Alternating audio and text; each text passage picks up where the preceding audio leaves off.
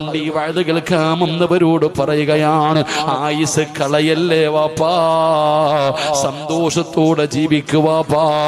എന്റെ പെങ്ങളെ, അല്ലാഹു തന്ന ആയുസ് വെറുതെ കളയരുത്. വാശിയും വൈരാഗ്യവും മാറ്റിവെച്ചു. ഭാര്യയും ഭർത്താവും നിങ്ങൾ ഒന്നാ.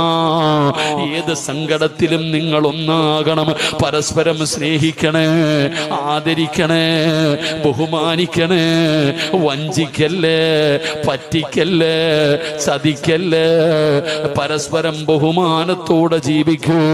അല്ലാഹുവിന്റെ റസൂല് പറയുന്നു, മൻ നസിനാ അലൈഹി അർബഅതു ഖൈറാ വജബതു ലഹുൽ ജന്നാ. 4 പേര് നല്ലതു പറഞ്ഞ സ്വർഗമാ. അത് 1 കൂട്ടുകാരനാ, 2 മോനെ നിന്റെ ഭാര്യ, പെങ്ങളെ നിന്റെ ഭർത്താവാ.